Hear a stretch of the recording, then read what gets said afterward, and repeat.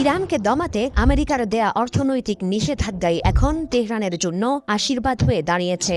গত 10 বছর ধরে নীরবে এক বিশাল শ্যাডো ফ্লিট বা ছায়া ছদ্মবেশী জাহাজের বহর গড়ে তুলেছে ইরান।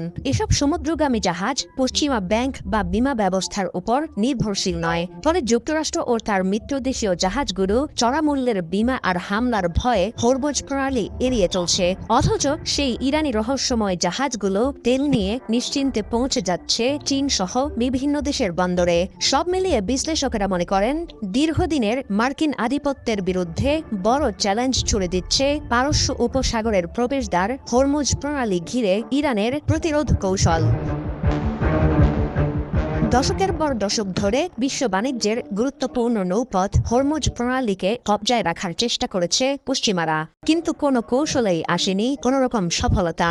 বর্তমানে ইরান তার ড্রোন এবং মিসাইল শক্তি দিয়ে এই জলপথের নিয়ন্ত্রণ পুরোপুরি নিজেদের হাতে রেখেছে। হরমুজ নিয়ে চলমান টানাপোড়েনে আন্তর্জাতিক জ্বালানি বাজারের ক্রমবর্ধমান উত্তাপ টের পাচ্ছে সাধারণ মানুষ।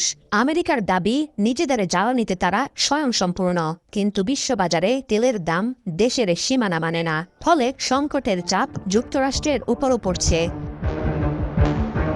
তেল সংকটের এমন পরিস্থিতিতে চুপচাপ বসে নেই এশিয়ার দেশগুলো। বিপদ সামাল দিতে ইরানের সাথে সরাসরি যোগাযোগ শুরু করেছে ভারত ও পাকিস্তান। নিজেদের জাহাজ নিরাপদে হরমুজ পার করাতে শুরু করেছে দেন দরবার। এসব দেশ এখন আমেরিকার অনুমতির অপেক্ষা করছে না। চীন ও রাশিয়ার মতো রাষ্ট্রগুলোও ডলারের বদলে নিজেদের মুদ্রায় লেনদেন সেরে ফেলছে। এর ফলে ডলারের একক আধিপত্যের ভিত্তি ক্রমেই দুর্বল হয়ে পড়বে। পশ্চিমা নিয়ন্ত্রিত ব্যাংকিং ব্যবস্থা সুইফট বা পশ্চিমা বিমা কোম্পানিগুলোর বদলে করে উঠছে নতুন এক বিকল্প ব্যবস্থা।